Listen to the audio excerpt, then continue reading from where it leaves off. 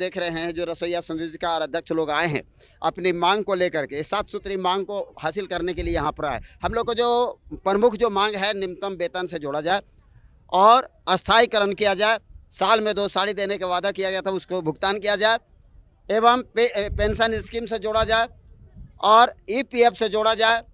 गृह छुट्टी दिया जाए, लागू किया जाए। 10 लाख का निःशुल्क बीमा दिया जाए। विद्यालय में काम करने के दरमियान, जिसका हम मांग पत्र में दर्शाए हैं, 2 लोग को मृत्यु हो गया है, उनके आश्रितों को नौकरी दिया जाए और उनको मुआवजा दिया जाए।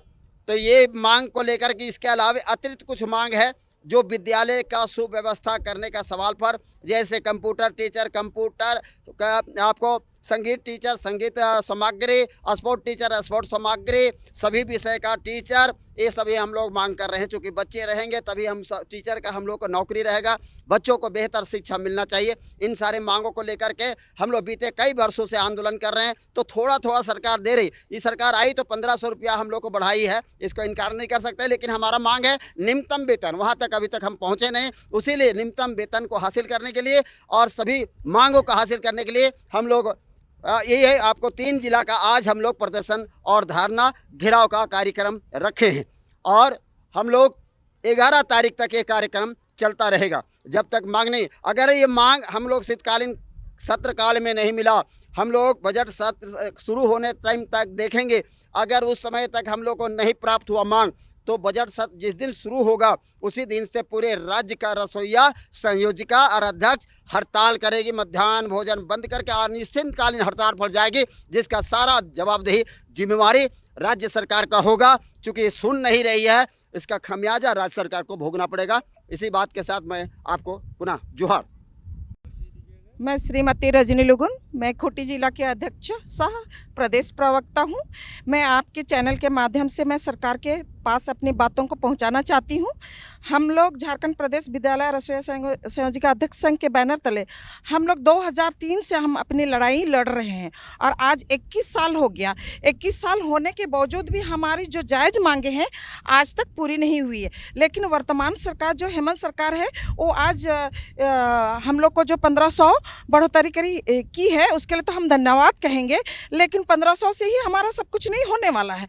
आज हर एक का मूल्य बहुत बढ़ गया, लेकिन रसोईया संयोजिकाओं का मानदेय वो बहुत ही झारखंड जैसे प्रदेश में बहुत शर्मनाक बातें हैं और यहाँ सब कोई बोलते हैं, सबके बातों से मुंह से हम लोग सुनते हैं कि यहाँ खनिज संपदाओं का भंडार है, लेकिन यहाँ के रसोइयाओं को तो आप एक दिन में 66 रुपया 66 पैसा दे करके आप क्या साबित करना चाहते हैं। इसलिए मैं हेमंत सरकार से मैं निवेदन करती हूँ कि आप झारखंड की महिलाओं को आप समान रूप से देखना चाहते हैं। जिस तरह कल्पना मैडम अभी बहुत खूबसूरत लगती है ना, तो हम लोग को न्यूनतम मजदूरी दे करके हम लोग को भी खूबसूरत बनाने का प्रयास किया जाए। यही हम आपके चैनल के माध्यम से हेमंत सरकार को बताना चाहते हैं। धन्यवाद जी, धन्यवाद। मेरा नाम अनीता देवी केसरी, झारखंड प्रदेश विद्यालय रसोईया संयोजिका अध्यक्ष संघ की प्रदेश को सदस्य सह संगठन निर्माण करता।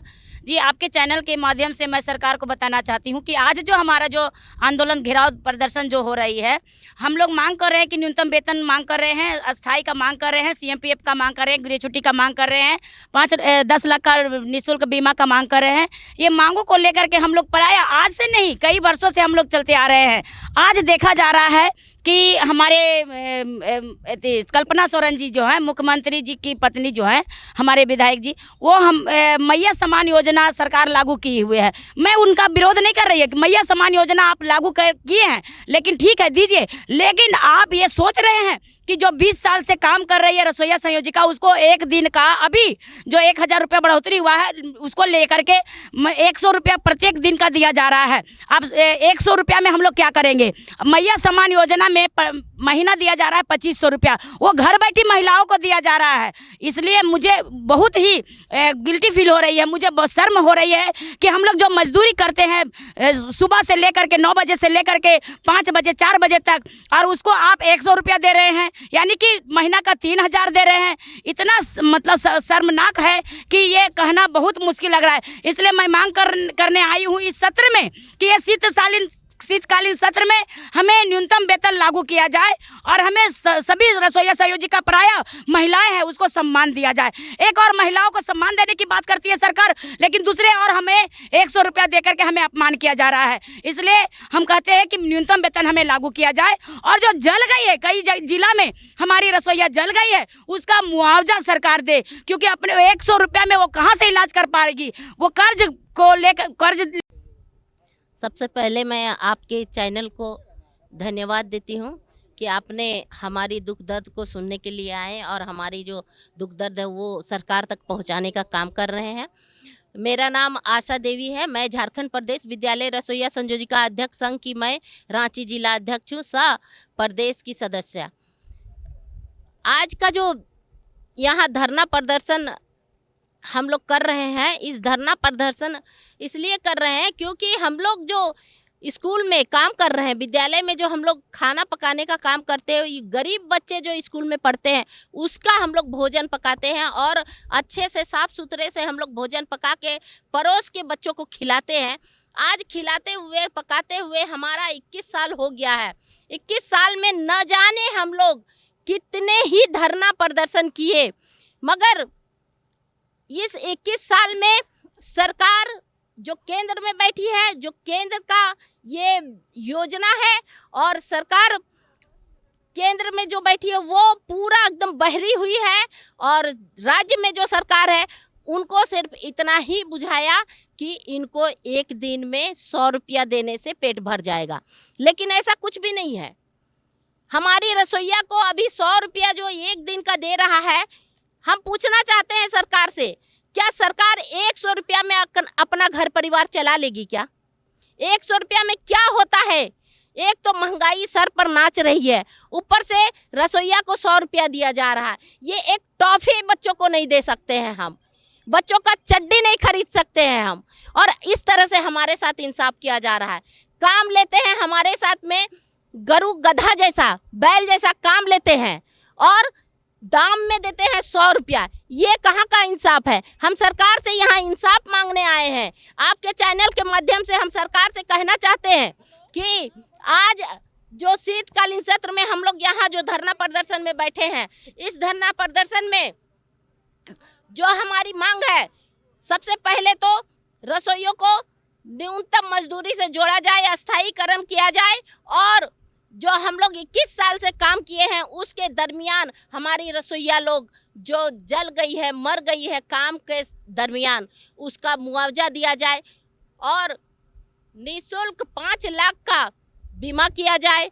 हम चाहते हैं कि रसोइयों को जो सरकार फैसिलिटी दे रही है और लेबर को वैसा ही हमारे साथ भी फैसिलिटी होनी चाहिए, क्योंकि आज के दौर में कहीं भी हम प्राइवेट में भी काम कर रहे हैं तो हमको फैसिलिटी मिलेगा, लेकिन हम इस गरीब बच्चे का सेवा कर रहे हैं, हमको सरकार कुछ नहीं दे रही है। इसलिए हम सरकार से कहना चाहते हैं कि हमारी जो मांग है वो न्यूनतम मजदूरी है, वो सबसे पहले न्यूनतम मजदूरी हमको दिया जाए, अस्थायीकरण किया जाए, बच्चे का शर्त जो है उसको हटाया जाए और हमको एकदम इज्जत के साथ, मान सम्मान के साथ काम करने दिया जाए।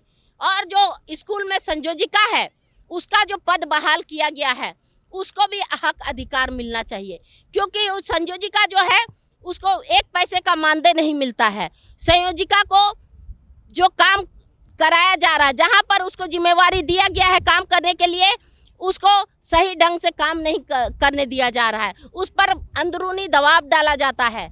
उस संयोजिका के साथ ये होता है कि जैसे चावल लोडिंग अनलोडिंग और जो स्कूल में पहुंचाता है उसका भी पैसा संयोजिका को देना पड़ता है।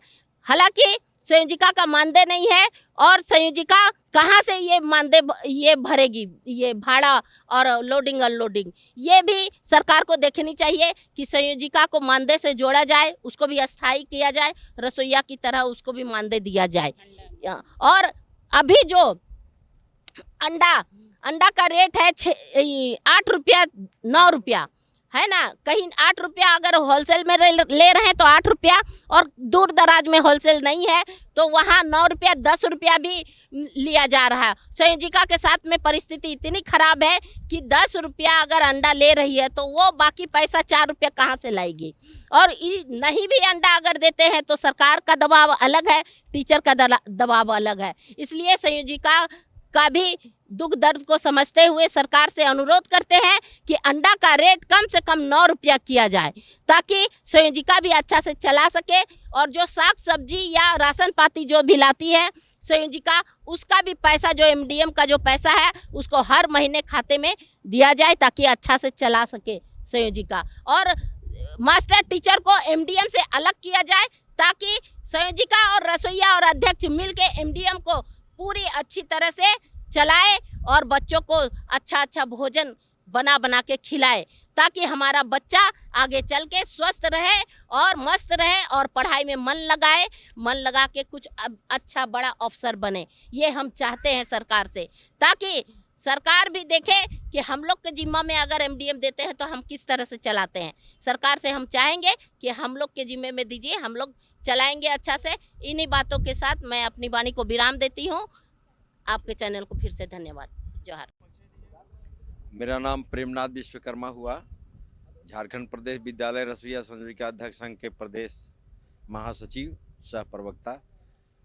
मैं यह कहना चाहता हूं, 2003-04 से यह लड़ाई हम लोग को जारी है। जारी होने के बाद आज तक सरकार का जूत तक नहीं रेंग रहा है बढ़िया से, चूँकि न्यूनतम वेतन यदि इन लोग का लागू हो जाता है, स्थायीकरण हो जाता है, नियमावली बन चुका है, तो नियमावली लागू करने में क्या दिक्कत। हम चाहते हैं यह अनुपूरक बजट सत्र में आप नियमावली को लागू कर दें और अस्थायी कर करके उसके बाद में आगे काम को बढ़ावें। ये राज्य सरकार और केंद्र सरकार के बीच में हम लोग फंसे हुए हैं।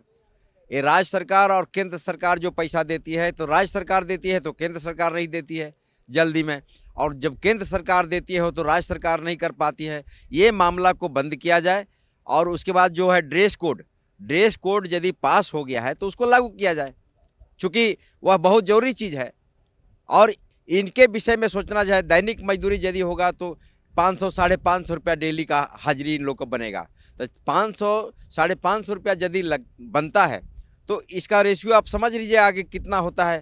तो ये न्यूनतम वेतन यदि लागू हो जाता है और नियमावली लागू हो जाता है, परमानेंट का रास्ता साफ होगा।